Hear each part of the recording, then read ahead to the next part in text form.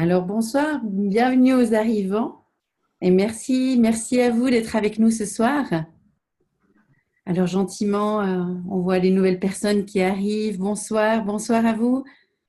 Alors nous sommes ravis de partager cette conférence avec vous et puis on espère que vous avez finalement une forme splendide. Alors n'hésitez pas surtout à écrire des messages soit sur le chat ou sur l'espace à Facebook en l'occurrence. Vous pouvez aussi nous confirmer que tout est bien fonctionnel pour vous, au niveau du son, au niveau de l'image. Alors, avec nous ce soir, au niveau de la technique, on a Jérôme Pro. Merci Jérôme d'être avec nous. Tout à l'heure, on aura Laurence Schneider-Ecker, qui est également la cofondatrice de Nesty. Et merci à vous deux pour tout ce que vous faites et tout ce que vous êtes. Alors, cette formation interactive Internet, c'est la vôtre, chers auditeurs. Merci d'être là encore une fois. Et puis, elle sera composée d'environ une heure et quart, on pourrait dire, sur le thème « Révélez votre propre lumière ». Alors surtout, comme dit, n'hésitez pas à intervenir, à poser vos propres questions sur le chat ou l'espace Facebook. Alors c'est clair, votre temps, il est précieux, vraiment, il est précieux. Et pour ça, on a à cœur de démarrer avec vous dans le vif du sujet. Et on aime bien cette phrase de Norman Cousin qui disait « La plus grande tragédie dans la vie, c'est ce qui meurt en nous pendant que nous vivons ». Pourquoi on prend cette phrase? Parce que ce soir, avec nous, comme invitée particulière, eh bien, on a un éloquent exemple d'une personne qui a appris à laisser passer la lumière à travers elle en vivant pleinement.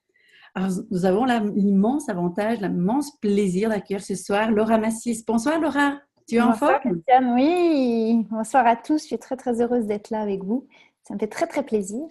Et merci pour écoute, tes mots, ils me touchent beaucoup Christiane. Tu sais que tu es quelqu'un qui nous touche aussi beaucoup et avec qui on a fait un joli chemin et ce n'est Absolument. que le début d'un parcours, j'ai bien l'impression. C'est ça. Merci d'être avec nous, hein. Alors, de notre côté, on avait très à cœur de partager ce moment avec toi et nos auditeurs. Et puis vous, chers auditeurs, j'aimerais vraiment brièvement vous emporter dans son parcours. C'est une femme extraordinaire, vous allez le voir, la découvrir si vous ne la connaissez pas encore. Eh bien, je vous emporte avec moi. Laura, tu es intervieweuse, ça se dit comme ça, je crois, hein. Oui, oui, absolument. L'incroyable fondatrice quand même des rencontres exclusives. Tu nous en parleras plus tout Hmm. à l'heure. Mais tu es également coach SAN. Je ne sais pas, ça se dit comme ça, SAN ou SAN? Sane, ouais, système d'alignement neuro-émotionnel, c'est ça. Coach Voilà. Sane. Et aussi, mais tu nous en parleras tout à l'heure un peu Ok. plus, n'est-ce pas? Et tu es formatrice en interview finalement, si on peut dire ça comme ça, hein. Ouais. N'hésite pas de d'amener la Formatrice en interview bien sûr et en prise de parole. En fait, en prise de parole devant le public et si les personnes ont à faire des conférences. En fait, je m'aperçois que j'adore de plus en plus faire ça. En Et, fait, être conférencière en quelque sorte aussi. je suis conférencière et puis je Voilà. donne aussi des conseils pour les gens qui souhaitent devenir conférenciers. Voilà, donc le backstage pour les personnes et là de tout niveau, de tout milieu, Absolument. Oui, que ce ouais, soit en absolument. entreprise, que ce soit des personnes qui veulent se lancer de tout niveau, on va dire ça comme ça aussi, entre des Ah personnes bah, qui... des débutants, des gens qui sont jamais montés sur scène et qui ont une conférence à faire, ou alors des chefs Voilà. d'entreprise qui ont voilà, des discours à faire. Et c'est vrai que ça, moi, j'adore ça parce que je trouve qu'il y a vraiment une telle marge de manœuvre et une telle marge de progression que ça, c'est assez passionnant à faire. Ouais, ça l'est. Comment que ça l'est? Et tu es tellement enthousiasmante, si on peut le dire comme ça. C'est gentil. Et, je reviens sur ton parcours Oui, parce que c'est vrai, il est fascinant ton parcours et ça donne aussi du courage peut-être pour toutes ces personnes parce qu'on remarque de plus en plus que autour de nous, au travers de formations et autres que l'on donne, que les personnes sont à la recherche de leur authenticité, mais également de quelque chose qui les fait vibrer, de trouver du sens dans leur vie. Donc, les passages, euh, pas forcément aussi radicaux ou radicaux que tu as eu dans ton cas, mais on remarque qu'aujourd'hui, on ne se contente plus d'être dans un métier et puis finalement mourir à petit feu là-dedans. Excusez-moi du terme qui est un petit peu difficile, mais parfois c'est un peu ça, hein. Donc, toi, tu fais partie un peu de ces personnes qui ont eu le courage de faire des sauts, des grands écarts, hein, Ouais, On c'est pourrait ça. dire ça. Eh bien, déjà, hein, on peut dire qu'au niveau de ton parcours, tu as été journaliste pendant 17 ans auprès une des plus grandes chaînes françaises. Mhm. Puis tu as su quitter un emploi finalement, mais aussi une sécurité qui, on peut dire, est vraiment enviée par beaucoup. Et tu as su faire ça pour aller finalement vers tes rêves. Et ce que j'aime à dire, mais ce qui est vraiment très important pour nous, tu es avant tout une femme de cœur. Mhm. Merci. Et ce qui est très beau, c'est que tu sais écouter cette force de vie. Vous savez, celle qui donne l'enthousiasme finalement d'avancer vers de nouveaux horizons, on pourrait dire. On parle beaucoup de zones de confort. Eh bien, chez toi, c'est plus les zones de confort que tu as su quitter. Tu as su quitter une zone de douillette pour partir vers des zones de turbulence, on pourrait presque dire ça. Ouais, Hein. ouais, bah, bien sûr, il y a des grosses zones de turbulence et il faut savoir où on va quand on fait ce genre de choix. Il faut savoir surtout qu'il va y avoir des grandes zones de turbulence. Il y a un prix à payer énorme dans toutes les catégories de vie, en fait. Hein. Et il faut être très au clair avec ça, parce que sinon, la chute est brutale. Mais écoute, oui, je crois que j'ai fait ce qu'il fallait, en tout cas, pour assurer tout ça et sécuriser tout ça. Maintenant, le chemin est encore devant moi, hein, comme tout le monde et comme toutes les personnes qui nous écoutent. Alors, tu risques de faire un petit peu peur à nos auditeurs, auditrices, mais je pense que cette honnêteté, elle est nécessaire parce que, Je sais pas si c'est de la peur ou si c'est de la. Mon objectif, évidemment, c'est pas de faire peur, c'est juste de dire que quand on fait des passages à 180 degrés, mais tant dans sa vie privée voilà. que dans sa vie professionnelle, il y a des choses qu'on lâche, il y a des choses qu'on quitte, il y a des choses qu'on perd, mais il y a tellement de choses qui arrivent quand la porte finalement se referme. Donc, c'est plus cette transition-là au niveau de la fermeture de la porte qui est difficile, mais une fois que la porte s'ouvre de nouveau différemment, il y a des choses grandioses qui arrivent. Et en fait, il faut avoir cette foi-là, tu vois, quand je dis foi, c'est pas religieux, c'est vraiment, il faut avoir cette conviction-là de la vie, quoi. Et en fait, c'est vraiment ma philosophie de vie par rapport à ça. C'est exactement ça. Et puis, je parle de peur exprès parce que souvent, c'est elle qui va vraiment nous empêcher de faire le saut, le pas. Et pourtant, les résistances, elles sont beaucoup plus douloureuses. C'est pour ça que j'aimais à t'entendre Mm. parler de à quel point, finalement, même si on sait que c'est pas facile, à quel point, finalement, c'est ça qui te fait vibrer aujourd'hui et qui te fait rayonner, qui te permet de rayonner autant et de laisser passer ta lumière. Et en quelque sorte, tu me diras ce que tu en penses, mais pour moi, lorsqu'on cesse de résister finalement au mouvement de vie, eh bien, on peut découvrir à quel point c'est fascinant d'observer où ça peut nous mener. Il y a plein d'options que l'on avait pu imaginer ou imaginer, mais c'est tellement au-delà. Par contre, souvent, effectivement, le chemin par lequel ça passe dans les difficultés sont aussi un peu au-delà. Hein. Ouais, c'est clair. Après, tu as utilisé un mot qui est très impressionnant, enfin, qui est très intéressant pour moi, qui a plein de sens, c'est le mot résistance. Mm, Effectivement, dans toutes ces périodes de zone de turbulence, j'appelle ces périodes de marasme, moi, ces périodes de vraies complications de vie, hein, que ce soit professionnelles, des changements de carrière, des changements de vie, des changements de vie privée aussi, des ruptures, des deuils, tout ça. Il y a quand même une transformation qui est de toute façon devant nous et qu'on doit accueillir. Et je pense que c'est important, c'est ce mot que tu as employé, parce que là aussi, il faut être au clair avec ça. Je crois qu'il faut vraiment essayer d'avoir cette congruence-là pour avancer tranquillement et surtout avec beaucoup de recul et de distance. J'ai envie de dire, voilà, c'est cette distance-là qui m'est vraiment importante aujourd'hui. J'y arrive pas tous les jours, hein. Voilà, on est tous des êtres humains, on a tous nos mm. failles, on a tous nos faiblesses, on a tous nos moments de challenge et de défis. Mais après, qu'est-ce qu'on en fait? Et surtout, combien de temps ça dure? Combien de temps on va rester dans cette difficulté?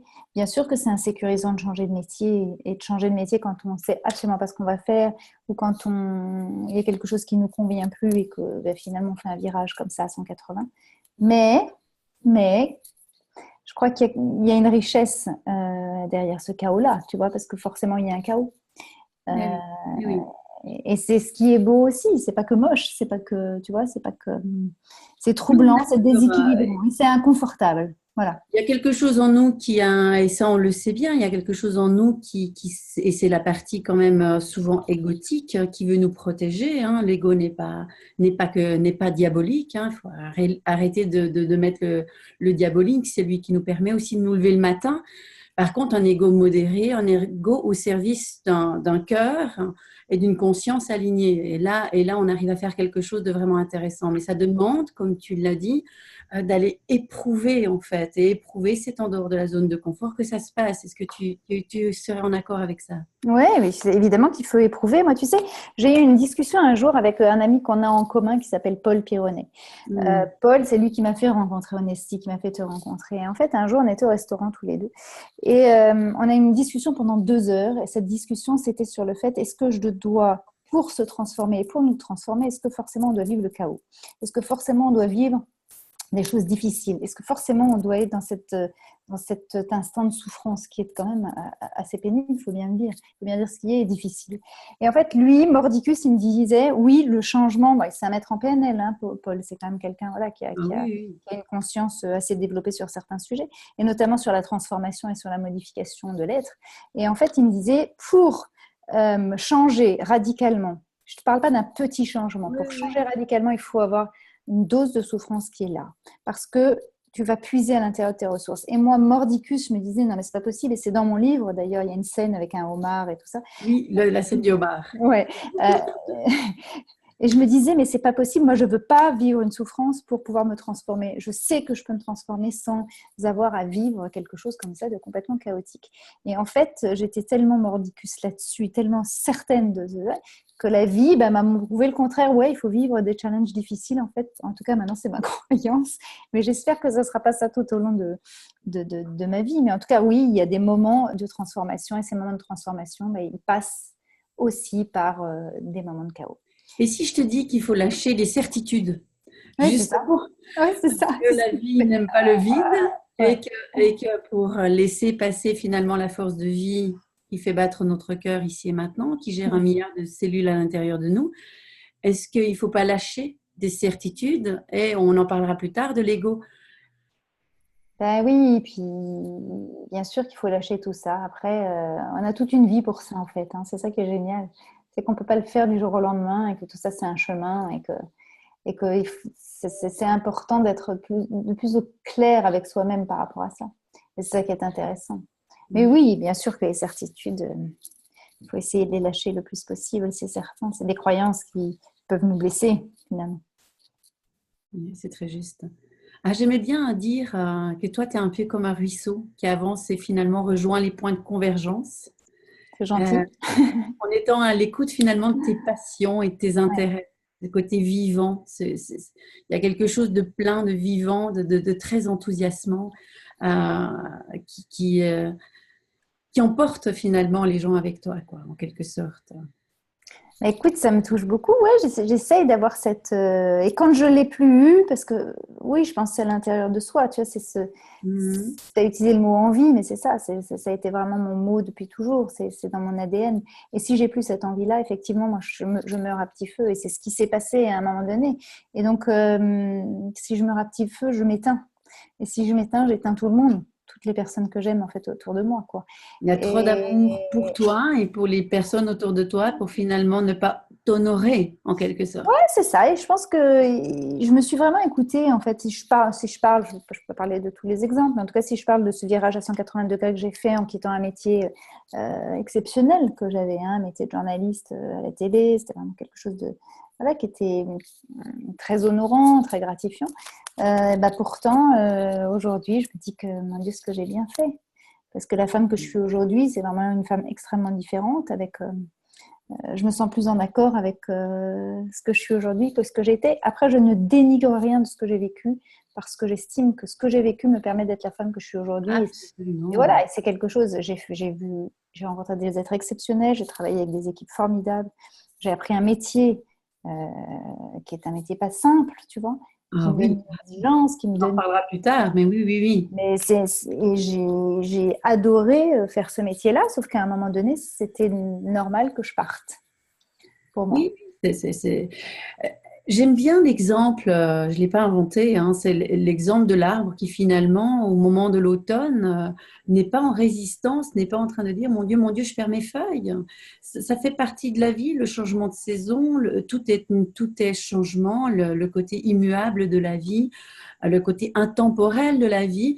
Mais je pense qu'on est un peu les seuls êtres sur cette terre à résister autant.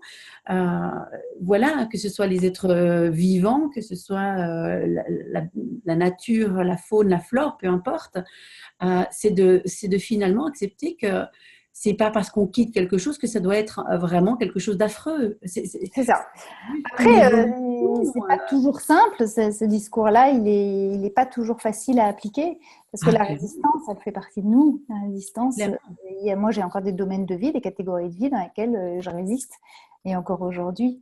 c'est Et cette normal. résistance, effectivement, quand elle, tu vois, tu as utilisé le mot tout à l'heure comme fluidité et un ruisseau, ben, j'aimerais bien que cette résistance, elle aille là maintenant dans ce ruisseau-là, tu vois. Parce que, Mm. mais ça viendra. Et il faut du temps, il faut de la patience, il faut être doux avec soi, quoi. Je crois que c'est vraiment ça. C'est ça. Ben, encore une fois, on peut reprendre l'arbre. Il perd pas toutes ses feuilles le même jour. Je veux Oui, dire, c'est ça. c'est un processus, il y a un peu de vent. Et c'est vraiment, ça se fait avec bienveillance. La nature, la force de vie, on pourrait penser, et on peut l'éprouver et le constater que c'est bienveillant. Mm. Tu diras, parfois, on voit des choses qui sont infiniment difficiles, mais si on regarde le mouvement de la vie, il est bienveillant. Absolument. Après, il arrive des choses affreuses, hein, des accidents, mais ça, on ne peut pas plus parler du mouvement de la vie ici, parce que l'humain a créé des véhicules, des choses. On parle de mouvement de la vie qui n'a pas été décalé. Enfin, Mais tout change. C'est vraiment ce que dit François Lemay, que vous avez reçu, je crois, hein, en webinaire. François, mhm, il dit bien, il a tout un chapitre dans son bouquin qui dit que la nature est notre plus bel exemple. Et mhm. qu'effectivement, tout est mouvement, tout est modification, tout est changement. Et que si on arrive à s'allier comme ça et se rallier et se relier, je dirais, à la force de la nature, c'est la meilleure illustration pour accompagner nos propres changements de vie, en fait. Et ça qui est beau. Donc, Ouais. allez tous les week-ends en nature. Absolument, absolument. Tu habites toi-même en ville de Paris et c'est vrai que c'est Ouais. pas toujours facile de vivre en ville de Paris. Non. Alors, ce soir, si tu es d'accord, hein, eh bien, on va justement sortir de sa zone de confort. Je mets un grand clin d'œil à ça, parce que c'est une petite zone de confort quand même. Mais ce soir, ce sera quand même Honesty. On change de rôle, ce sera Honesty qui va poser les questions. Oui, c'est bien. Écoute. Alors voilà, voilà un bel exemple. Ça te Ouais. convient? Oui, tout à fait. Je suis très contente. Alors, on va y aller spontané parce que Laura, elle ne connaît pas du tout les questions. Mais voilà, Laura est une femme spontanée, authentique, et c'est cette femme-là qu'on aime. Je ne sais plus qui c'est qui disait ça, mais sois toi-même, les autres sont déjà pris. Alors, on t'aime toi. C'est Les autres sont gentil. déjà pris de toute façon. C'est gentil. Alors, je démarre avec les questions si vous le voulez bien. Alors, au départ, Laura, tu démarres, toi, des études dans le domaine juridique, hein. Tu étais finalement prédisposée à devenir peut-être avocate ou bien peut-être magistrat. Et là, tu fais une première rencontre. Cette rencontre, je crois qu'elle était du ressort professionnel. Elle te donne l'occasion de faire un stage, Mm. si je me souviens bien. Et là, tu saisis ta chance. Tu veux bien peut-être nous en parler un peu plus? Mais en fait, après après mon bac, moi, j'ai été très passionnée et admirative de l'homme qui m'a élevée, qui était mon beau-père. Et en fait, c'était un très, très grand juriste. Et cet homme, il répondait à toutes les questions. Il avait un verbe incroyable. Enfin, comment dire? Il avait du répondant, des arguments, etc. Et en fait, petite fille, je pense que j'ai été en admiration face à cet homme-là. Et donc, je me suis dit, Hmm. bah, si je fais du droit, je vais être comme lui, en fait, et je vais pouvoir répondre à toutes les questions. Et donc, je suis allée faire du droit. Et j'ai poussé le bouchon assez loin parce que je suis quand même allée jusqu'à le DSS de droit à l'époque, c'est-à-dire un bac+5. Hmm. Alors que j'aimais pas trop ça et que c'était pas du tout ma manière d'être, quoi. Mais j'ai fait effectivement cette rencontre avec un homme qui s'appelle Jean-Marie Cavada et qui est un très très grand journaliste français. Et cet homme, il m'a pris sous son aile et en fait, il m'a montré ce qu'était le vrai métier de journaliste. Et en fait, j'ai appris le journalisme à travers son regard, à travers ses yeux, à travers ses questions. Et c'est vrai que là, je me suis dit, mais moi, j'aime ça, quoi. J'aime aller chercher ce qu'il y a à l'intérieur des yeux et du regard et du cœur des gens. C'est ce qu'il faisait, cet homme-là, sur des questions plus sociétales, informatives, etc. Mais en tout cas, il avait cette fibre-là.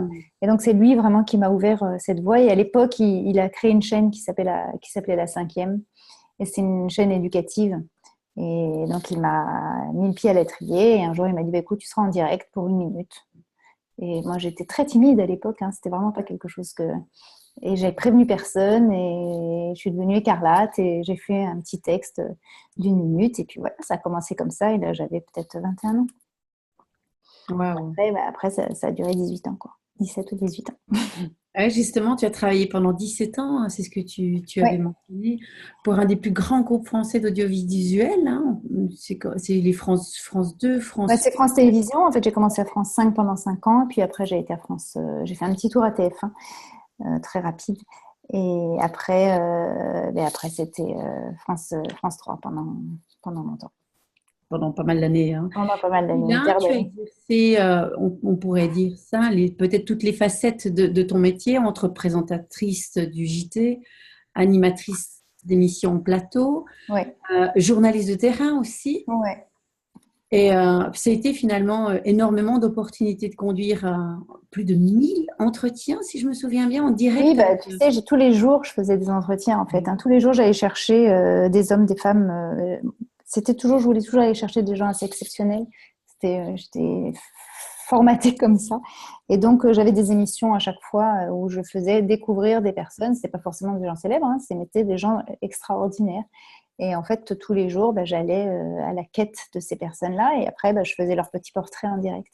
Et donc, il y en a eu beaucoup, effectivement, parce que 5 jours par semaine, multiplié par 4 pendant des années et des années. Puis après, j'ai fait le journal, ce qui était un gros challenge pour moi parce que j'étais pas une femme d'actu au départ.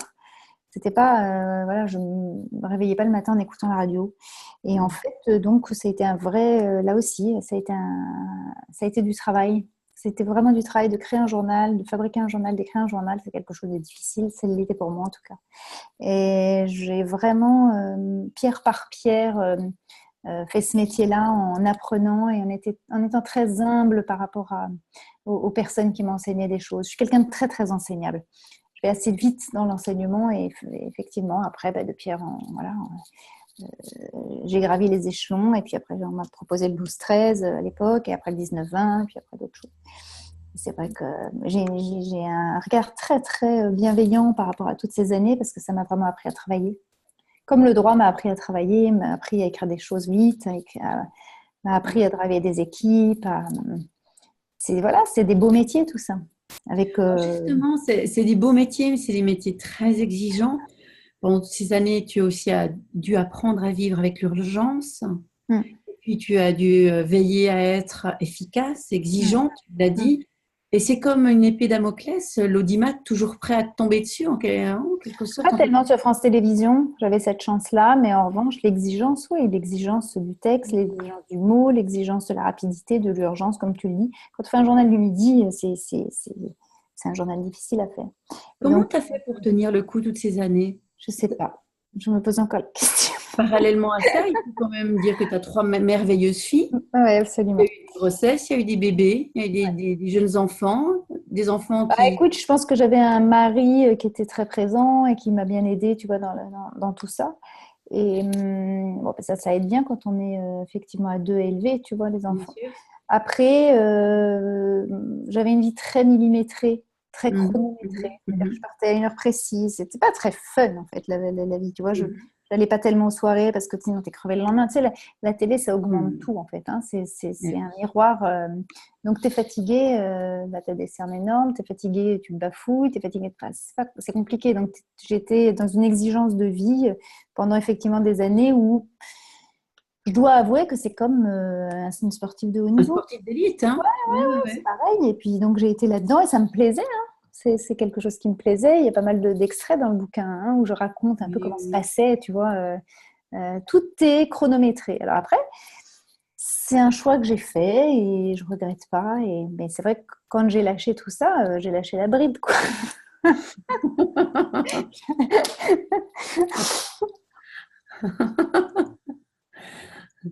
C'est joli. Parce qu'on te voit sur Facebook, souper entre amis, extra.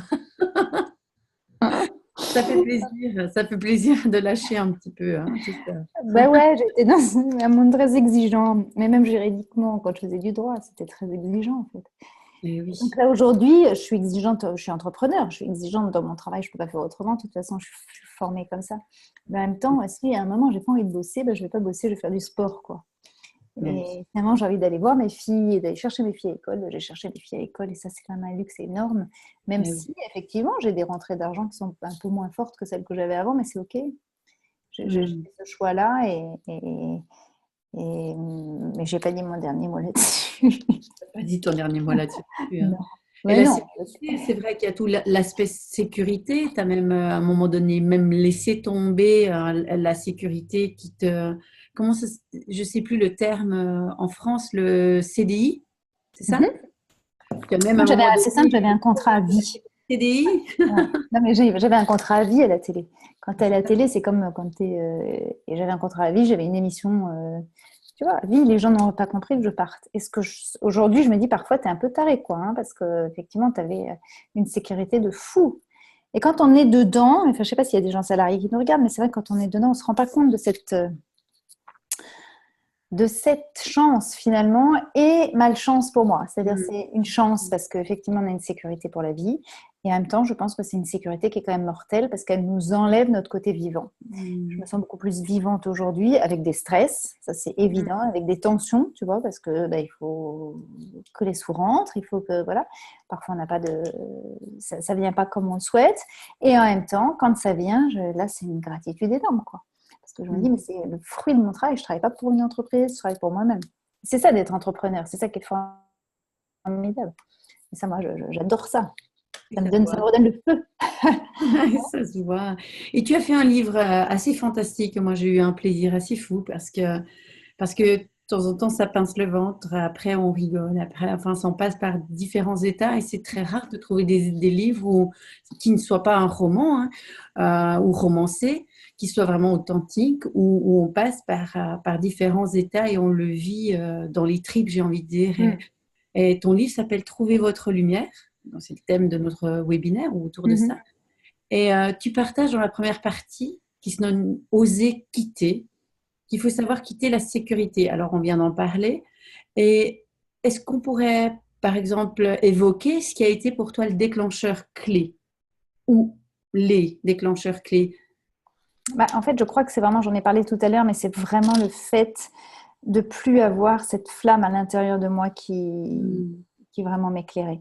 Et quand ça a commencé à vaciller et que je n'ai plus trouvé cette énergie-là, et là, je me suis dit, c'est pas bon. C'est pas bon parce que ça va aller dans le corps. Et si ça va dans le corps, ben, c'est des maladies à venir. Et c'est pourri tout ça.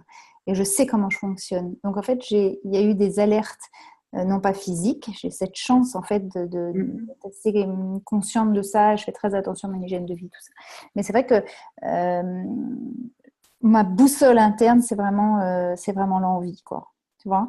Et là, ça a été un déclic. Ça a été un premier déclic. J'avais plus envie d'aller bosser alors que je faisais un métier exceptionnel. J'avais plus envie de me Hmm. retrouver avec certaines personnes parce que ça me bouffait mon énergie, tu vois. Et après, il faut savoir écouter ça et se dire, mais alors, qu'est-ce que je fais? Ok, il y a ça, cette situation, elle est comme ça. Qu'est-ce que je vais faire maintenant pour passer à autre chose et pour trouver une solution? Donc, ça a mis un certain temps. C'est pas venu du jour au lendemain. Hmm. Ça a mis du temps. Je suis un peu lente, moi. Je suis rapide dans Non, mais l'exécution, mais je suis assez lente dans le, tu vois, c'est j'ai un jamais eu de regret. processus. C'est quand même un processus qui prend un certain temps. Ça se mature, ça se mûrit. Et certaines personnes disent qu'il faut en avoir des fois assez marre d'en avoir marre Ouais, c'est ça. pour avoir fait le tour de la question en quelque sorte. Mm, mm, mm. Mais pas trop quand même, parce que comme tu l'as dit, sinon le Ouais, mal ouais. Bah, dit sinon, le peut mal dit. Ouais. s'exprimer. Ouais, c'est ça. Ouais, ouais, ouais. Donc, en fait, il y a eu des petits déclics, et puis progressivement, il y a des scènes que je raconte aussi dans le livre, mais il y a des scènes avec des confrères, des consoeurs, où je me disais, mais je suis plus du Mm. tout à ma place. Cette Mm. place-là, Mm. c'est plus la mienne, et c'est OK. Tu vois, c'est OK par rapport à ça. C'est comme une forme de synchronicité qui se montre à toi pour te montrer qu'il y a un décalage, quelque Ouais, chose comme c'est ça. exactement ça. Mais on peut le ressentir avec des amis, on peut le ressentir avec, Ah, oui, avec des oui. hommes ou des femmes qui sont en couple. Enfin, on peut ressentir ça. Et à un On moment peut le donné, ça ressentir des connecte deux plus, façons quoi. également, hein, parce que c'est toujours c'est paradoxal tout ça. On peut ressentir on n'est plus en phase, mais on peut aussi aller à une conférence et se dire waouh, c'est vraiment un métier qui me fait vibrer. Donc, il y a eu de ton côté aussi des choses où tu te disais ah ouais, mais ça, j'aimerais vraiment faire. Non, J'ai j'ai jamais eu ça. envie de faire ça. Non, Non? non, non, non. En fait, quand j'ai quitté, je savais pas du tout ce que j'allais faire. Quand j'ai quitté il y a 25 mois ou 23 mois maintenant, je savais pas du tout ce que j'allais faire. Je sais que ce que j'ai fait, c'est que j'ai équilibré en créant ma société avant. J'ai mis des choses dedans, des titres, production, d'événements, etc. Mais je ne savais absolument pas ce que j'allais faire. En fait, c'est une fois que j'ai quitté, je me suis dit, bon, alors maintenant, je fais quoi? Et là, progressivement, les choses sont venues. C'est là qu'on s'est rencontrés d'ailleurs. Oui. On s'est rencontrés une semaine après que j'avais démissionné. Oui, c'est un cadeau. C'est un cadeau que je suis pas prête, et Laurence non plus, d'oublier. Une belle rencontre. Merci encore pour ça. Et alors, je continue parce que sinon, tu vas me mettre en émotion. Et ce soir, c'est moi J'adore, qui pose la c'est ça question. l'idée. T'as vu, hein, je reprends la main là-dessus. Hein.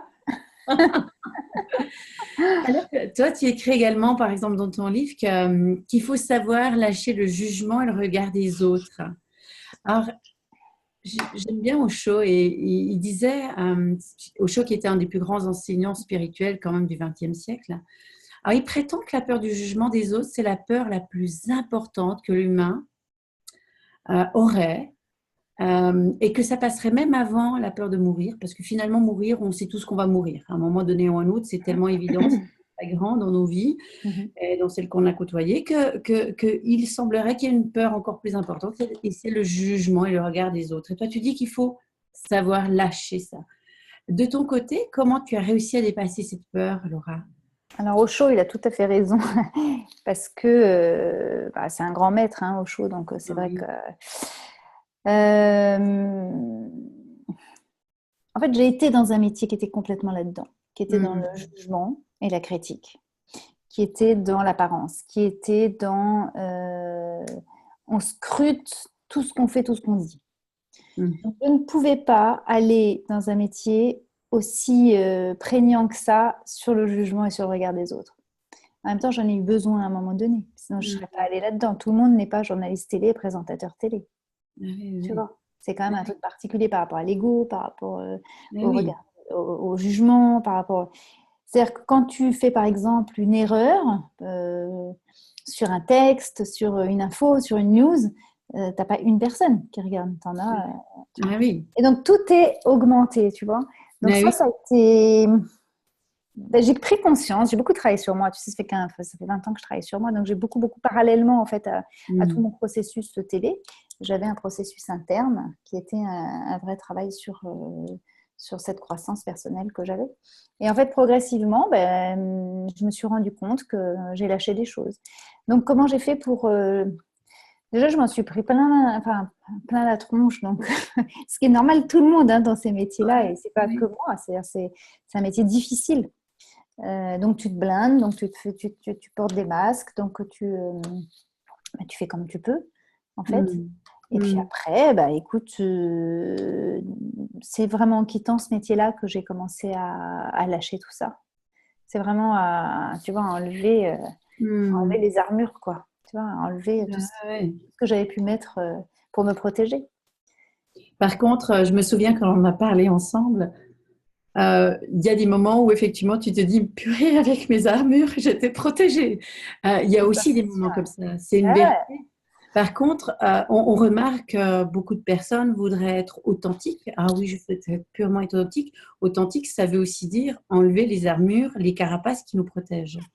Et bien sûr qu'il n'y a pas d'autre vérité, à mon sens. Euh, on ne peut pas être quelqu'un d'autre que qui on est, parce que sinon, on ne peut pas vraiment avoir la chance d'être heureuse ou de s'accomplir à l'intérieur, de faire ce Mm. mouvement à l'intérieur. Et c'est vrai que il y a des moments où tu remarques que c'est sans retour. Parce qu'une fois que tu as enlevé les armures, elles ne sont plus là. Hein. Ah non, non, elles sont plus là, puis elles ne reviennent pas. Authentique, ça veut dire pour moi vulnérable, accepter sa Exact. vulnérabilité. Ouais. C'est-à-dire que c'est un mot, moi, que je connaissais absolument pas quand j'étais à la télé. Mhm, Vous ne pouvez mhm. pas être vulnérable. N'accepte pas, on ne tolère pas que tu sois vulnérable, en fait. C'est pas possible, Clairement. sinon tu te fais Non, c'est pas balayer, c'est possible. trop dur, tu vois ce Bah, que je veux dire. non, C'est incompatible avec le métier qui était là. Donc, en fait, clairement. la vulnérabilité, il faut avoir le courage d'aller la chercher. Ce courage, je ne Mhm, pouvais pas l'avoir tant que j'étais dans ce métier-là. Donc, il a fallu que mhm. je quitte ce métier-là pour aller se connecter à cette vulnérabilité qui est aujourd'hui extrêmement présente, effectivement. Peut-être un peu trop parfois. Il va falloir que je remette le curseur un petit peu. Mhm. Et c'est comme ça, et puis c'est très bien comme ça. Voilà. Donc, Non, mais il y a des étapes de vie où effectivement, il y a des difficultés plus importantes. c'est ça. Et là, c'est accepter les phases, des phases, qu'elles soient de type de deuil ou qu'elles soient de différentes typologies. Accepter que, finalement, accepter pourquoi. On ne devrait même pas se poser la question. La vie, c'est presque expérimental en quelque sorte. Et c'est Des quand même. expériences de tout. Je ne sais pas si l'océan se pose tant de questions quand il a des grandes houles. Tu vois, à un moment donné, c'est le mouvement de vie. Et bien sûr que quand on est dessus la vague, on s'éclate. Et quand on est dans le wash machine de la vague, c'est flippant. Mais c'est la vie, quoi. Ouais. Par contre, je préfère vivre ça que vivre une eau calme tout le temps. Mais ouais, mais moi aussi, mais j'ai peut-être un peu trop dit. On est d'accord. Une pleine vague, ça reste une pleine vague. C'est le On caporne. va pas se la jouer. On va pas se la jouer. Ouais. Alors, c'est vrai, on disait que le jugement des autres, c'est fondamental de lâcher ça. Et c'est essentiel pour devenir véritablement authentique. Et même Patrick Poivre d'Arvor témoigne à ton effigie de ton empathie. Et c'est pas façade, il dit. Hein. Il dit que tu as une empathie qui n'est pas façade. Et puis, toi, est-ce que tu aurais un message à transmettre pour nos auditeurs qui souhaitent oser être plus dans l'authenticité? Ben, c'est de lâcher les masques et d'aller se confronter à sa vulnérabilité. Je crois que c'est vraiment ça. C'est se Mm. confronter à sa vulnérabilité, Mm. l'accepter comme elle est, accepter ses zones d'ombre, accepter ses moments les moments les plus difficiles et aller finalement dans dans ce séisme-là, voir ce qui se joue, quoi. Parce qu'une fois qu'on comprend ce qui se joue, on est quand même beaucoup plus fort. Et Parce donc, qu'on parlait tout à l'heure de lâcher le jugement et le regard des autres, mais c'est un mouvement qui permet également de lâcher le jugement à soi. Qu'est-ce que tu en ah penses? oui, moi tu sais, j'étais un très très bon petit soldat. Hein. Hmm. Tu vois, j'étais vraiment le petit soldat, je faisais bien mes trucs, on n'avait jamais rien à me dire. Et du coup, je l'étais avec moi-même, ce petit soldat. J'étais une exigence, j'étais jamais en retard, j'étais jamais malade, jamais, tu vois. T'étais jamais, quoi. Ouais, c'est ça. Et là, voilà, le petit soldat unanime, mais on va tuer le petit soldat.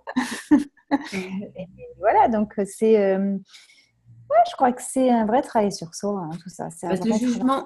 le jugement de soi à soi, c'est extrêmement castrateur quand même. Ça peut être une procrastination totale, un empêcheur d'avancer, et en tout cas, un empêcheur d'être dans l'enthousiasme. Je ne sais pas ce que tu en penses. C'est ce qui est pire. Je ne sais plus qui dit que notre pire ennemi, c'est nous-mêmes, mais c'est ce qui Hmm. est pire. On est notre propre destructeur. Donc, une fois qu'on regarde nos pensées, si on ne les drive pas, nos pensées, eh ben, c'est un fiasco total. Donc, en Hmm. fait, moi, j'ai vraiment un. Tu vois, j'ai une phrase qui dit il faut qu'on se questionne sur le fait de savoir si notre pensée, si notre action, si je dirais, notre parole nous tire vers le haut ou vers le bas. À chaque fois que j'ai une pensée, je me dis est-ce qu'elle te mène vers le soleil ou alors elle te mène sous l'océan, quoi. Ça fait un peu penser aux chamans qui parlent à l'intérieur de nous, nous avons tous un loup blanc et un loup noir. Hmm. Lequel est le plus puissant? À ça, ils répondent, celui que tu nourris le plus. C'est ça. Et, donc, on est duel, hein, On est duel. Après, il y a des vraies périodes de vie où, effectivement, on va plus nourrir le noir que le blanc. Mais à nous de Ok. remettre dans une oscillation, à nous de faire en sorte que le blanc reprenne pleine, À nous d'avoir aussi ça une prend forme de place. confiance, d'avoir une forme de présence à soi pour observer qui on nourrit. Est-ce que ça te parle? Exactement. Mm, Exactement. mm, Ouais, je crois qu'il faut être son propre observateur et faire en sorte que mais qu'on fasse un zoom sur qui on est, quoi. Tu vois? mm. Et est-ce que je suis dans le juste? On sait quand on n'est pas dans le juste. On sait quand à un moment donné, on se dit, mais là, je dérape. Là, c'est mon ego. C'est mon ego, c'est ma souffrance. C'est cette part, c'est ce petit vélo qui fait qu'à un moment donné, je vais dans cette direction-là. Donc, c'est J'aimais bien, reprendre. j'aimais bien dire ou à penser que le système à l'intérieur de nous, notre système d'émotions et de motifs, hein, c'est un petit peu comme un chaud-froid, tu sais. Quand c'est la bonne direction, il y a une belle émotion qui se met en place, un bel Mm. enthousiasme. Et au contraire, quand on s'éloigne et qu'on est condescendant ou envers soi-même, hein, même, ou jugeant ou inadéquat, eh bien, le système émotionnel se sent mal. Alors, c'est un peu ce chaud-froid avec lequel on a joué quand on était petite. Oui, oui, c'est ça. Oui, ouais, c'est ça, c'est tout à fait Ça ça. te parle aussi? Ouais, ouais, il faut avoir un radiateur à l'intérieur de soi. Et puis on le modifie. Mais au moins, ce qui est très rassurant là derrière, c'est que, et on ne cherche pas à être rassuré en même temps, mais c'est qu'on a quelque chose d'infiniment bien fait qui sait et qui est un indicateur pour nous dire si oui ou non on va ou on ne va pas dans la bonne direction. Et Ouais, c'est je crois valable. qu'il faut s'écouter là-dessus. Si Hein. on vit en attention, Ouais. euh, assez en attention avec soi-même, eh bien, on va être capable d'entendre, de ressentir, de laisser la place à ces ressentis pour vraiment se diriger, j'ai envie de dire. Ça te Hmm. parle? Ouais, mais c'est surtout, je crois qu'il faut de temps en temps se taire et observer. Moi, c'est Hmm. vraiment ma devise. C'est-à-dire qu'à un moment donné, j'arrête tout dialogue interne. J'essaye, hein, j'ai pas toujours. Hmm. J'arrête même tout dialogue avec d'autres. Et j'essaye de me mettre dans cette solitude qui est que. Et puis d'accompagner cette solitude qui est absolument merveilleuse, en fait. Parce que cette solitude, elle nous permet d'aller à la rencontre de soi, à la rencontre de ce qui nous fait mal ou ce qui nous fait du bien. Et puis une fois Tu qu'on... parles de solitude. C'est vrai que c'est souvent interprété comme ça, mais est-ce que c'est vraiment une solitude ou est-ce que c'est... Tu parlais également du bien-être. Mhm. Parce que, est-ce que ça te parle si je te dis qu'au départ, ça ressemble à une solitude, mais que finalement, on y retrouve un bien-être dont on n'aurait jamais imaginé trouver, ou une rencontre exclusive à l'intérieur? à l'intérieur de soi. Je crois que la solitude a été galvaudée en fait. Quand on dit Mm. ah là là, la solitude, on voit quelque chose de noir forcément, etc. Mais non, la Mm. solitude c'est merveilleux en fait. Si on arrive à être seul avec soi, être bien avec soi, moi c'est ce que je suis en train d'apprendre depuis quelques années maintenant, mais c'est vrai qu'on est bien quoi. On est bien avec soi en fait. Et si on Mm. ne s'ennuie pas avec soi-même et si mais il y a des choses formidables qui se passent. Alors après, moi, j'adore les autres et j'adore, tu me connais, je, veux dire, je suis entourée d'amis, je suis entourée de gens, voilà, je suis une femme vraiment qui a beaucoup, beaucoup, beaucoup de connaissances. Mais j'ai vraiment besoin de ce temps, euh, sinon je pète un plomb, quoi. J'ai besoin de ce temps de solitude pour être justement me reconnecter Temps avec... de retrouvailles, ça te parlerait si je disais un temps de retrouvailles? ouais, ou de trouvailles même. Hein. Il y a Mm. toujours des choses à trouver. De trouver toujours des choses à explorer, je pense, tout au long de notre vie d'ailleurs. Ah bah oui, Mm. on est une sacrée machine quand même. Hein. Incroyable. Tu parles également du thème charnière du développement personnel et de la spiritualité aussi, c'est l'ego. Tu mentionnes dans ton livre à quel point il est essentiel de se déconstruire. Mm. Alors, je trouvais assez fascinant de parler de l'enjeu de la déconstruction de l'ego parce que euh, suite à ça, tu dis aussi que tu seras plus jamais la même femme depuis que tu as fait ce mouvement de déconstruction à l'intérieur de toi. Est-ce que tu veux bien nous en parler? Bah déjà, ce mouvement de déconstruction, je continue à le faire. Je pense que c'est une fois que tu as commencé, effectivement, tu t'arrêtes jamais. Après, moi, j'étais dans un métier extrêmement égotique. J'étais dans des relations extrêmement égotiques, même des relations amoureuses égotiques, des relations. Et en fait, une fois que tu as conscience de ça, c'est vrai que c'est très, très intéressant. Parce que ton regard n'est plus jamais le même. Euh, Quand tu te présentes les JT pendant 17 ans, tout le monde te regarde. Donc, tu es dans un rapport faussé, finalement, avec le réel. Et, Et une fois que tu lâches ça complètement, tu es complètement dans autre chose. Alors au début, tu vois, ça se poursuit forcément un petit peu, mais aujourd'hui, je sais que même si un jour je retourne à la télé, ce que je ne pense pas, mais enfin, en tout cas dans un truc différent si jamais, je serais dans un autre rapport par rapport à tout ça. Et donc la déconstruction, elle s'est faite progressivement.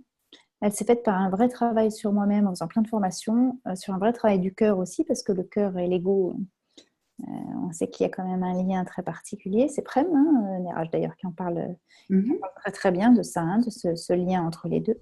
Et puis que quand justement on est moins dans la pensée, ben, il y a d'autres choses qui se passent.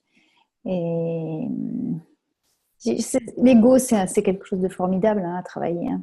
Moi, j'ai fait une rencontre exclusive, tu sais, spécialement là-dessus pendant 2 heures et demie, où je suis allée chercher l'un des maîtres pour moi de l'ego, qui était expert de l'ego, qui est Serge Marquis, et qui est tu vois, un médecin québécois. Et c'est vrai qu'il a écrit pas mal de livres là-dessus, sur justement tout ce qui se passe à l'intérieur. Il est brillant et ta rencontre est extraordinaire.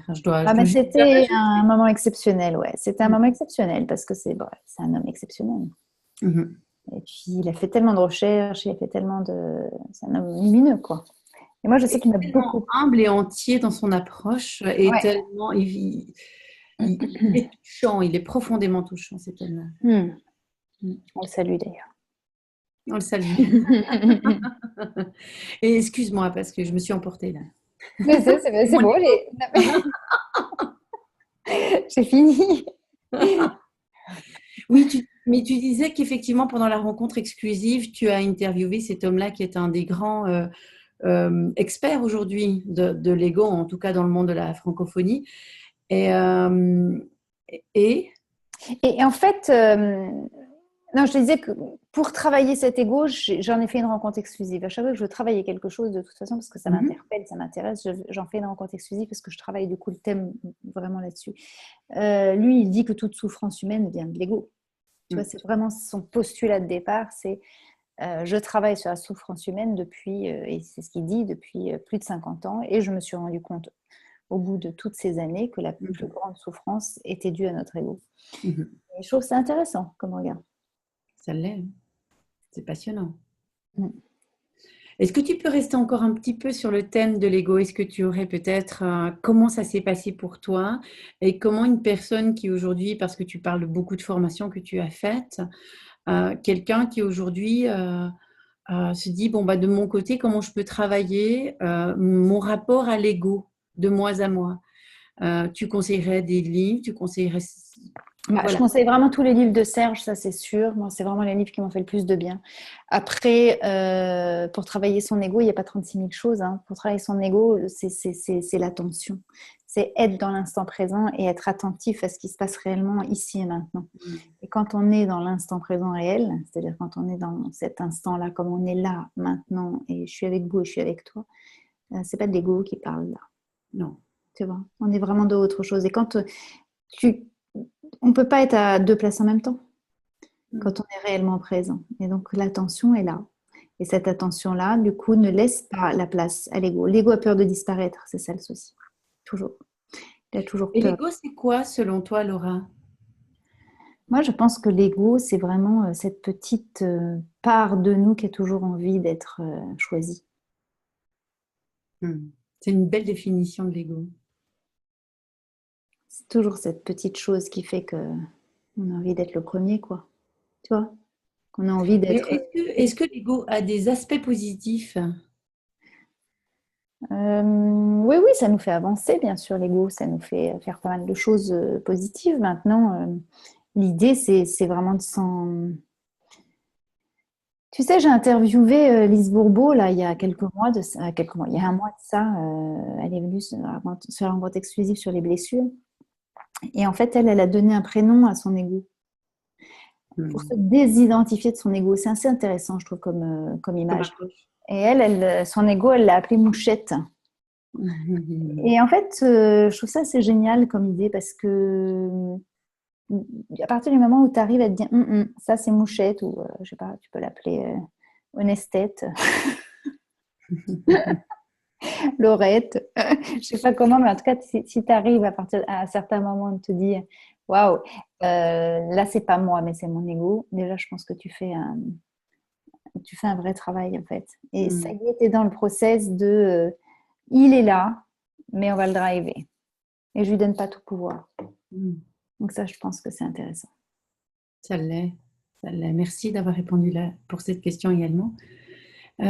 Tu parles aussi ou tu développes même sur le fait d'oser être soi en vivant un chaos. Alors, c'est un peu une question déstructurée là au milieu, mais est-ce que tu pourrais développer un peu sur ce plan? Bah, en fait, on en a parlé au départ, c'est-à-dire c'est Oui. vraiment le chaos. Qu'est-ce qu'on fait du chaos? Qu'est-ce que le chaos? Et qu'est-ce qui se passe derrière le chaos? Euh, Les étoiles sont nées du chaos. Hmm. Tout est Donc, dit. voilà. Tout Il y a pas, non, mais voilà, il n'y a pas grand-chose à rajouter, tu vois. Les Hmm. étoiles sont nées d'un chaos. Donc, je pense que de toute façon, dans une période de vie, on vit tous, on traverse tous des challenges, on traverse tous des défis, on traverse tous des ruptures, on traverse tous des énormes moments de chagrin. Qu'est-ce qu'on fait de ça? Qu'est-ce qu'on en fait? Est-ce que ça va nous révéler ou alors est-ce qu'on va tout au long de notre vie euh, être dans cette souffrance-là? Donc voilà, moi essayons de faire en sorte que ce temps dure quand même le moins possible.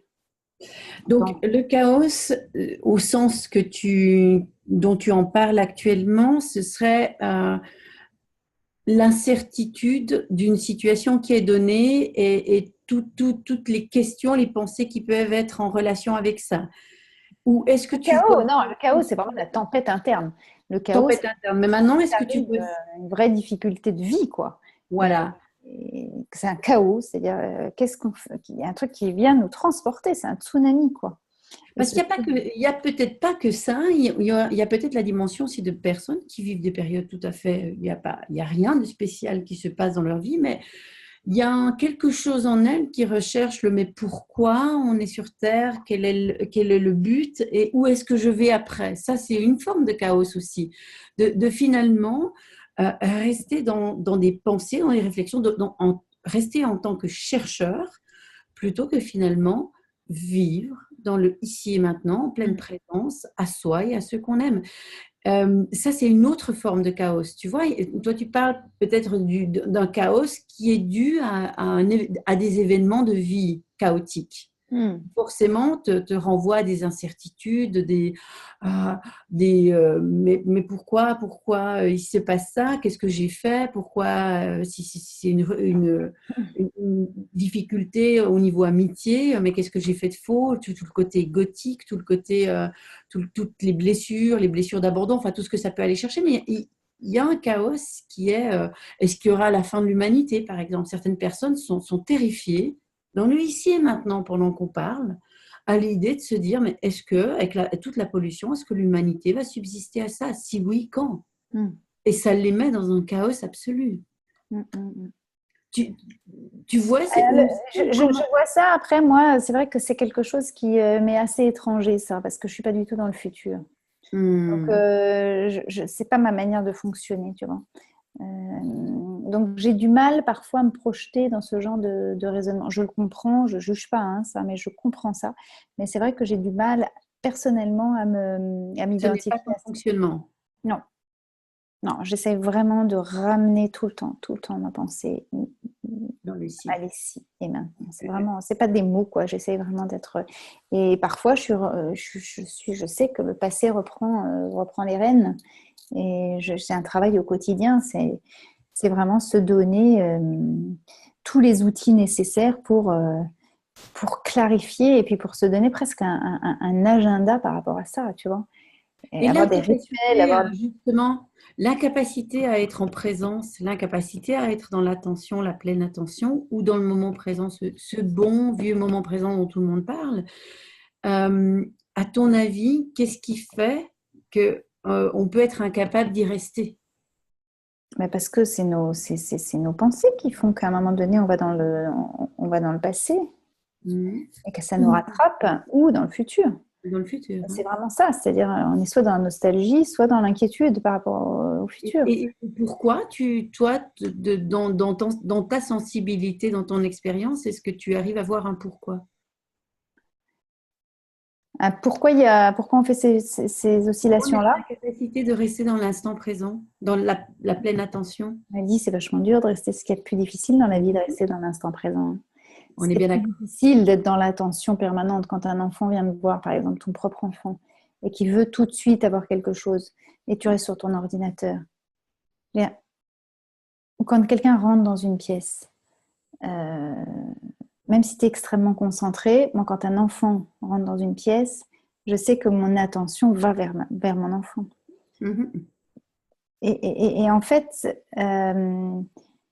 il faut avoir une vigilance, en fait. Tu vois, c'est Serge Varky qui dit reviens ici, reviens ici. J'adore je le dis 1000 fois par jour, reviens ici. Mhm. C'est dans son livre, son dernier livre. Et en fait, euh, quand on est dans ses pensées, je me dis allez, reviens ici, reviens ici. Et là, tu es dans l'instant. Mhm. Et tu peux faire un sourire à quelqu'un, tu peux faire un bonjour à quelqu'un, tu peux être dans l'empathie avec quelqu'un, tu vois. Et du coup, là, on est effectivement dans une autre dimension. Mais cette petite phrase, il faut la retenir. Reviens ici. Elle est Réussi. formidable. Elle est formidable. Moi, elle m'a vraiment aidée à beaucoup, beaucoup, beaucoup de niveaux. Ouais, c'est intéressant. Il y a quelque chose qui m'a également touchée dans ton livre. Tu dis que les crises, aussi douloureuses soient-elles, à condition de ne pas trop s'y identifier et de ne pas y rester, sont de redoutables transformateurs, voire des antidotes incroyables. J'aime beaucoup ce passage de ton livre. Est-ce que tu aurais quelque chose à nous rajouter à ceci? Ah, il faut que je relise mon livre, je crois. Ah, Je rigole. tu parles, c'est toujours en lien avec le chaos. Je sais bien, je sais bien. Je sais Et exactement où se trouve ce passage parce que c'est vrai que c'est un passage. En écrivant ce passage-là, je me suis dit, Laura, tu écris quelque chose, il va falloir maintenant l'incarner complètement. hmm, Parce que pour moi, il y a une chose fondamentale dans tous nos métiers qu'on fait, dans tous nos métiers liés effectivement à la croissance personnelle, etc., c'est d'incarner. Et je n'ai qu'une idée en tête, c'est ça. C'est d'incarner ce qu'on dit, d'incarner ce qu'on écrit, d'incarner ce qu'on fait. Donc, ouais, cette phrase, bien sûr, il ne faut pas y rester, il faut pas, j'entends, on fait comme on peut, hein. Mais faisons en sorte que les événements qui nous arrivent soient de vrais transformateurs. mhm, Parce que parce on en tient une force. De toute façon, on ne peut pas résister. On parlait de résistance au départ de cette hmm. idée. On ne peut pas résister. Et je crois que c'est François qui dit euh, plus on résiste, plus ça Le s'expand. Tu le vois, temps résiste, voilà, plus tout s'expand. persiste. Voilà, c'est ça. Plus on Hmm, résiste, plus ça persiste. Et j'aime bien cette phrase-là aussi. Elle est intéressante parce qu'effectivement, c'est ça. Donc, faisons en sorte que les événements qui nous arrivent, les plus difficiles qu'ils soient nos plus grands maîtres. Faisons en mhm. sorte que ce soit quelque chose qui va nous aider à ouvrir d'autres portes. Alors, je sais que c'est pas simple, hein. Je me l'applique aussi à moi-même, tu vois. Je sais que c'est pas simple, mais en même temps, quand on est dans cette dynamique de vie, on va vraiment sur d'autres planètes, quoi. Mais parfois, on est rattrapé. Tout Et en il faut être très acceptant, indulgent. tout en acceptant peut-être quand même la difficulté, c'est-à-dire ne peut-être pas devenir un peu fleur bleue, un peu monde des poneys, tu vois. Euh, J'aime bien chez toi parce que on sent que c'est incarné, on sent que c'est pas superficiel. Quand tu parles de transformation, c'est pas une espèce de conviction dont tu essaies de te convaincre. Tu vois de quoi je parle. On Et tu voit sais, beaucoup. moi, je suis allée faire des stages et des stages et des stages de formation, mais j'étais par terre, hein. Donc, Mhm, effectivement, tu as le mhm. corps qui tremble, tu as le corps qui expulse, tu as le corps qui... Et effectivement, quand tu fais des choses comme ça, tu peux pas revenir en arrière. Mhm. Et en même Mhm. temps, c'est très beau. En même temps, ben, après, il faut y aller, quoi. C'est de l'engagement, hein. Et ouais, c'est un engagement avec soi, c'est un engagement avec les gens aussi qu'on coach, c'est un engagement avec les gens qui viennent nous voir. Et j'essaye quand je traverse des choses pas simples, alors j'ai mes moments de chaos, j'ai mes moments de souffrance, mais j'essaye de faire en sorte quand même d'en faire quelque chose, de créer quelque chose avec. Voilà. Mhm. Mhm.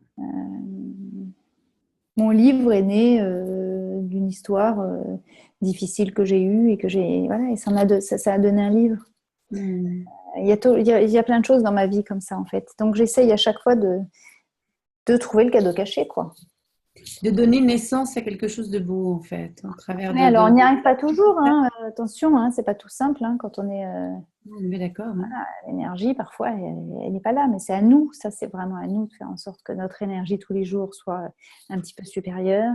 Qu'est-ce qu'on fait pour, qu'est-ce qu'on se met dans le corps pour ça, quel exercice on fait, quelle pensée on a, quel rituel on a, quel mantra on se dit tous les jours. Ouais, c'est une auto-éducation en fait. Hein.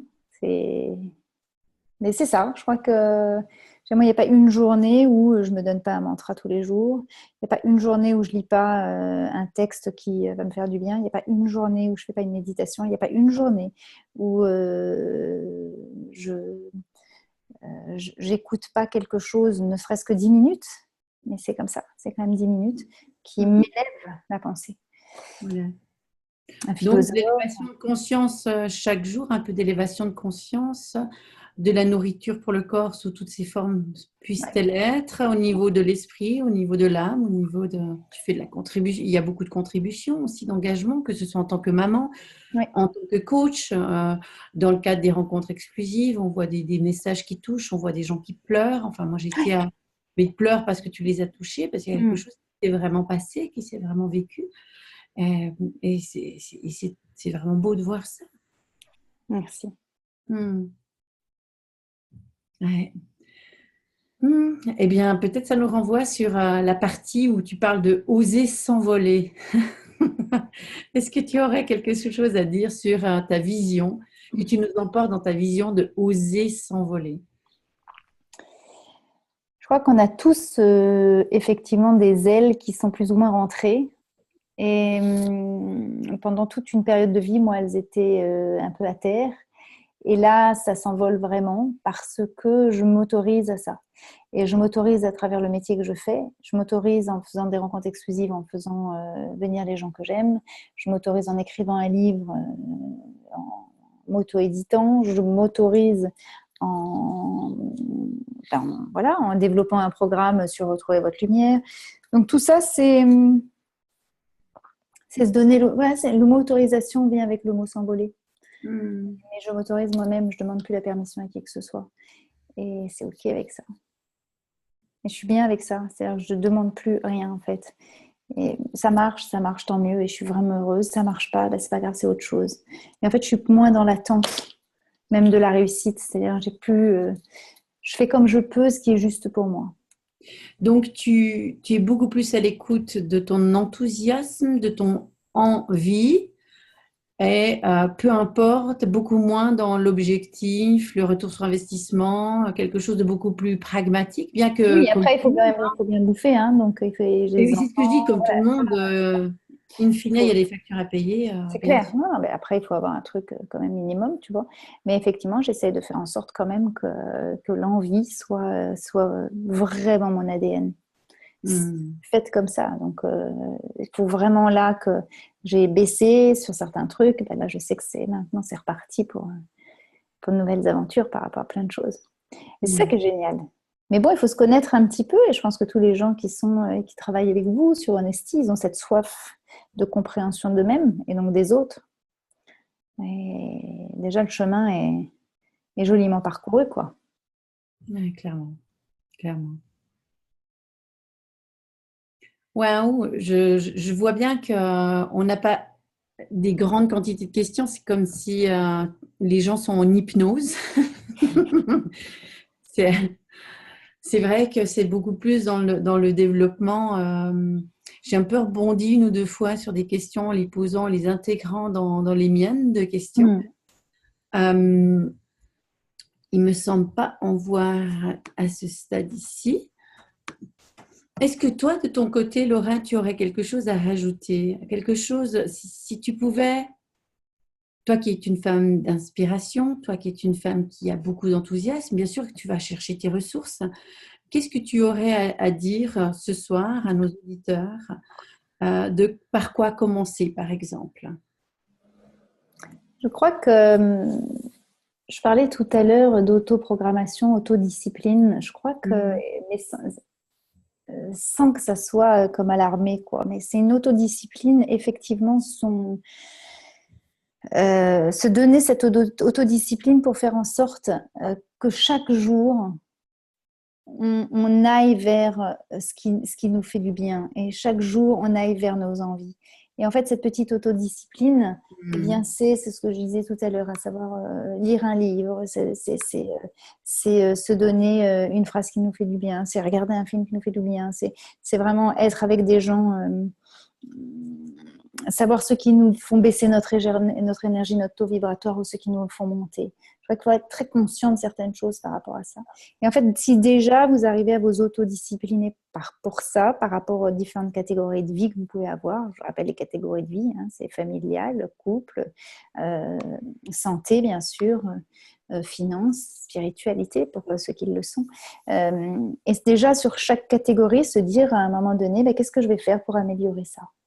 Tu vois, qu'est-ce que je vais faire pour être plus pleine dans cette catégorie-là ? Et si déjà on arrive à faire ça, je trouve que c'est un bon début. Merci d'avoir donné quelques clés. Il y a aussi ce que je pourrais vraiment conseiller sur ton site, lauramassis.com, correct, Laura? Absolument. Il y a les 21 clés oui. Qui ont été extraites des rencontres exclusives qui sont données. Et ça, c'est un très, très bel outil que je pourrais... Oui, merci. Écoute, c'est un peu, voilà, c'est un don, hein, ça, c'est un cadeau que je fais. Il faut juste mettre son email. Et effectivement, vous recevez les 21 clés. En fait, j'ai pris les 2 rencontres exclusives sur l'amour de soi et sur l'ego. Et en fait, j'ai synthétisé tout ça et puis je vous ai donné les clés les plus importantes pour repartir avec, voilà, avec des choses qui sont bonnes pour vous, quoi. Et c'est vraiment des outils qui sont... C'est toujours de l'engagement. On sait que ça demande beaucoup d'engagement et c'est vraiment un cadeau que tu fais là qui est vraiment très chouette. Merci.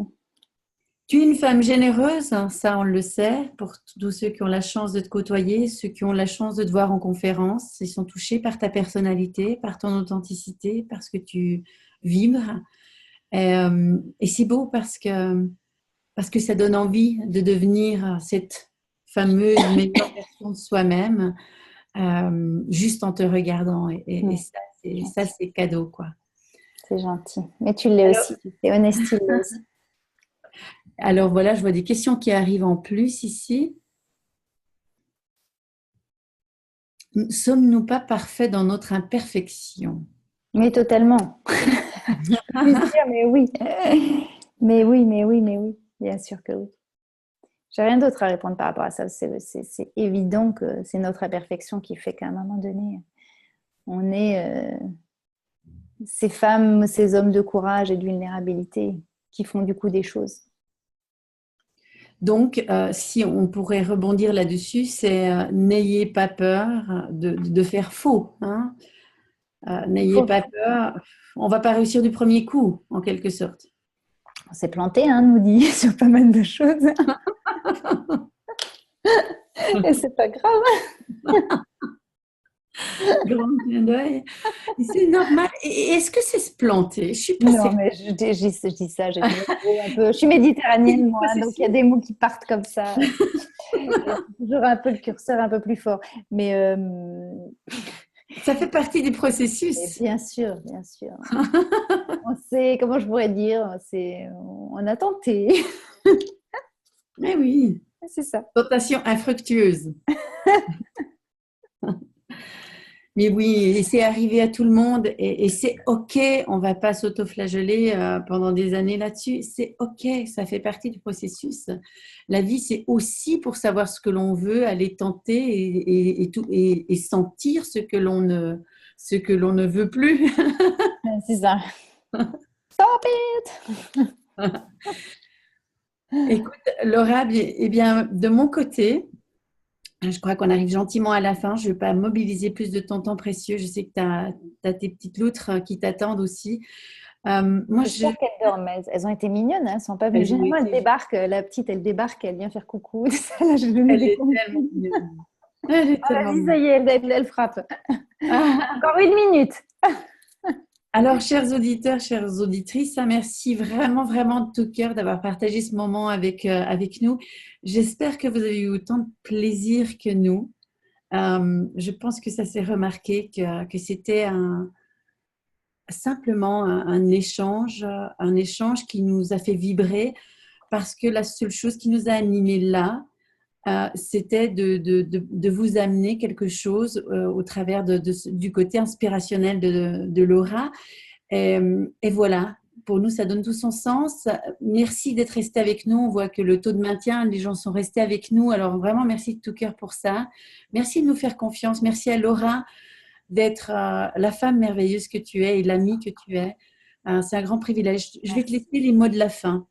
Bah, écoute, les mots de la fin, c'est merci infiniment de nous avoir écoutés. C'est toujours un plaisir. J'ai adoré faire cette interview avec toi parce que c'est juste fluide et il y a une telle amitié entre nous en plus. Et voilà, on a démarré une aventure ensemble et je sais que tout ça va prendre beaucoup d'ampleur.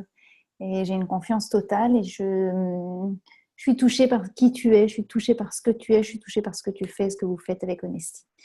Et je trouve que c'est courageux.